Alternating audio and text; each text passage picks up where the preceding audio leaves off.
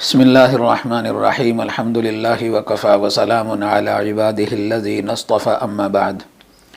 محترم ناظرین، السلام علیکم ورحمۃ اللہ وبرکاتہ۔ سلسلہ 40 احادیث صحیح البخاری کی 7ویں مجلس میں تہ دل سے آپ سب کا استقبال۔ آج کی حدیث: حدثنا ابو معمر قال حدثنا عبد الوارث قال حدثنا خالد عن اکرمۃ عن ابن عباس رضی اللہ عنہما قال ضمنی رسول اللہ صلی اللہ علیہ وسلم وقال اللہم علمہ الکتاب۔ حضرت عبداللہ بن عباس رضی اللہ تعالی عنہما سے روایت ہے کہ حضور کریم علیہ السلام نے مجھ کو اپنے سینے سے چمٹایا اور سینے سے چمٹا کر میرے لیے یہ خصوصی دعا فرمائی: اللہم علمہ الکتاب، اے اللہ ان کو علوم قرآن سے مالا مال فرما۔ علم ہر انسان کی بنیادی ضرورت ہے۔ قرآن کریم کی سب سے پہلی وحی آخری نبی پر اقرا علم سے متعلق تھی۔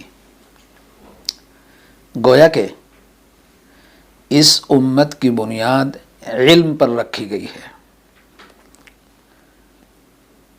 اور علم کے بعد ساری چیزیں اس کے بعد ہیں۔ یہ ہم فضاؤں میں جہازوں کو، راکٹوں کو اڑتا ہوا دیکھتے ہیں، تیرتا ہوا دیکھتے ہیں فضاؤں میں، یہ علم کا کرشمہ ہے۔ سمندر کی لہروں میں اور سمندر کی تہوں میں جو کشتیاں دوڑائی، یہ سب علم کا کرشمہ ہے۔ زمین کو پھاڑا، اس کے اندر سے ذخائر نکالے، مال و دولت، ہیرے جواہرات نکلے، یہ سب علم کا کرشمہ ہے۔ پہاڑوں کو توڑا، اس کے اندر سے معدنیات نکالے، یہ سب علم کا کرشمہ ہے۔ اور یہ دین فطرت انسان، فطری دین ہے، اور علم ہر انسان کی ضرورت ہے۔ علم کو علم سمجھ کر اور اپنی ضرورت سمجھ کر حاصل کرنا، یہ ہر انسان کی ذمہ داری ہے۔ اس امت کو جو اللہ نے بلندیاں عطا فرمائی، وہ علم اور علوم قرآن اور علوم حدیث کے صدقے عطا فرمائی۔ اس حدیث میں اللہ کے نبی علیہ السلام نے جو دعا دی حضرت عبداللہ بن عباس رضی اللہ تعالی عنہما کو، وہ ان الفاظ میں دی کہ اے اللہ ان کو قرآنی علوم سے مالا مال فرما۔ اللہم علمہ الکتاب، یہ بھی فرما سکتے تھے اللہم اعطی الحکمت، اللہم اعطی المال، اللہم اعطی الحکومہ۔ بہت سے الفاظ ہو سکتے تھے، لیکن آپ نے کتاب کا لفظ استعمال فرمایا، اور ایک جگہ حکمت کا لفظ بھی ہے، کیونکہ قرآن کریم، کتاب سے مراد قرآن، یہ علوم کی بنیاد ہے۔ سارے علوم قرآن سے نکلتے ہیں۔ ہر علم کسی نہ کسی شکل میں جا کر قرآن کریم سے مل جاتا ہے، اور جب علم قرآن آتا ہے تو اس کے ساتھ حکمت بھی آتی ہے۔ حکمت سے تربیت بھی مراد ہے، علوم حدیث بھی مراد ہیں، قرآن کی سمجھ اور فہم بھی مراد ہے، ساری چیزیں اس سے مراد ہیں۔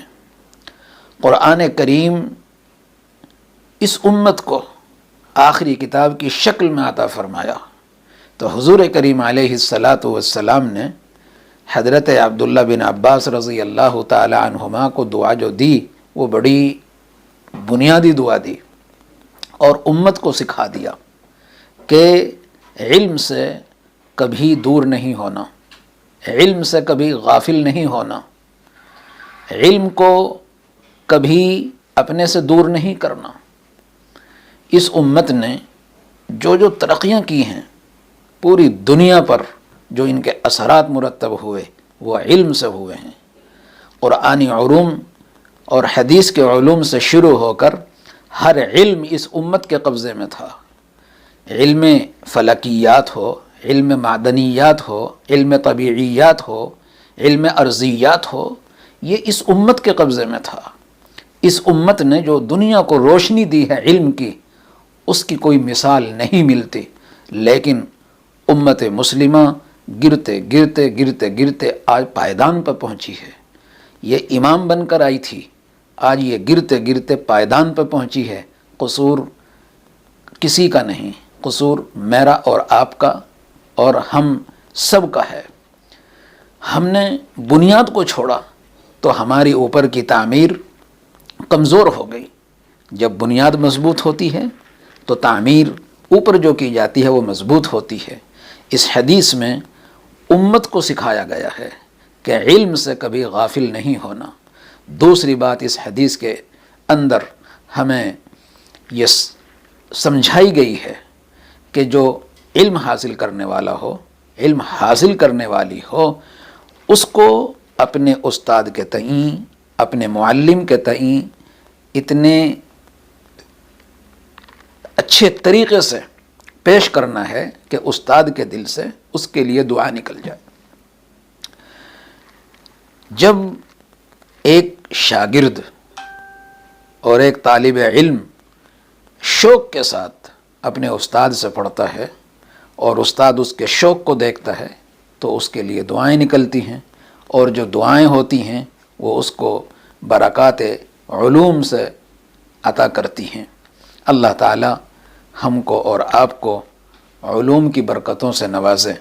قرآن کریم کو لفظاً بھی پڑھیں، معناً بھی پڑھیں، پڑھنے والوں سے سنیں اور سیکھنے کی کوشش کریں۔ یہ ہر امت کے فرد ہر فرد کی یہ ذمہ داری ہے۔ اللہ پاک مجھے اور آپ کو ان علوم سے عشق نصیب فرمائے اور امت مسلمہ کو پھر دوبارہ علوم قرآنی اور علوم حدیث کی طرف جانے کی توفیق عطا فرمائے تاکہ انسانیت کو ان سے خاطر خواہ فائدہ ہو سکے۔ وآخر دعوانا ان الحمد للہ رب العالمین۔